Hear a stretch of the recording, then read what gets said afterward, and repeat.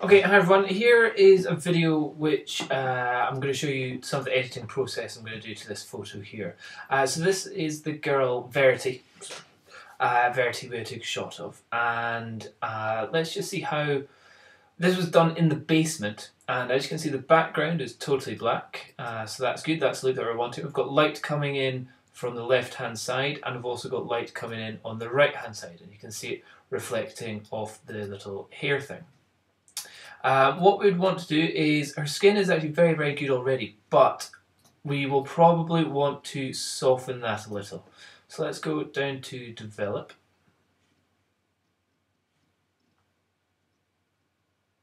And let's click on the brush tool, this bit over here.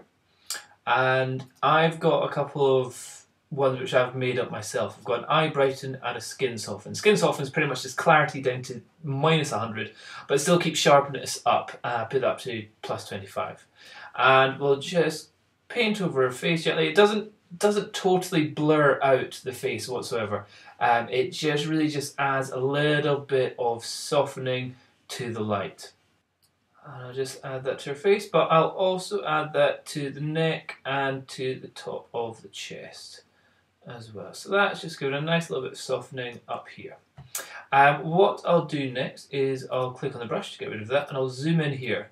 And it looks like we could do a little bit of work here. There's a couple little bumps.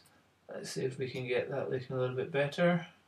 Okay, that's looking a little bit better than what it was before. We've got another one there. Let's get that. Okay, so I'm pretty happy with the look of that shot there. What I might want to do is just slightly enhance her eyes. So there I've got another brush, and I just take that to my eye brightness one.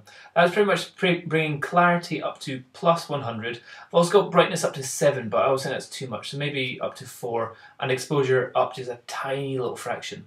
And if we paint that over, do it over the eyes and over the eyelashes, and that's give a little bit of sharpness and a little bit more brightness to the eyes.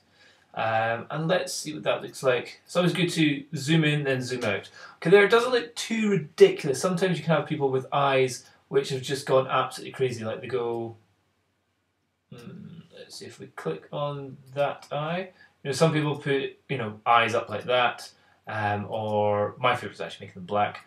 But if you have them too high and all that, it just looks rubbish. So just try and keep that as close to as possible, but just increasing clarity. That's usually the best thing. Let's do that there, put it there. Now, exposure-wise, you'll see that all the exposure histogram is over on the left. So that is just kind of showing you that even the key light is down on the left, so it's a low-key image. I might just want to bring that up just a touch, just like a +25, just to get it a little bit better. Recovery, there's nothing to recover because everything was absolutely fine. If you bring recovery up and you're not recovering anything, it just kind of makes the image look a bit flat and a bit dull. Blacks, I really don't want to increase blacks at all. If I put that up, it just really destroys a lot of the image. So if I bring it up to, let's say, 20, I just don't like it. It's also changing the colour slightly. So in fact, I'm going to bring that down a little, maybe to about 2. And what's better in general is actually doing the curve tone. So down at shadows, I'll bring that down. I'll bring that down to about -25. That's kind of where I'd be happy with. And let's bring the positive bits up just a touch as well. Okay, so there she's looking pretty good, and it's all just been tiny little changes each time. But let's see if we can add a little bit more. Like, okay, what we could do, we could either make it kind of an unsaturated, moody shot like that, or we can have it kind of more punky because she's got her red fingernail things, and she's got her red hair, and she's got a good tan and everything. So she's kind of cool that way. So what you should never really do is saturation. Never put saturation up. That always destroys a picture.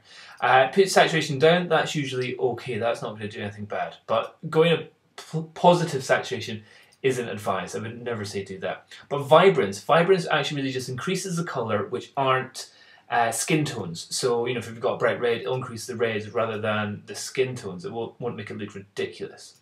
So if we bring the vibrance down, that will cancel everything as well. It's like saturation.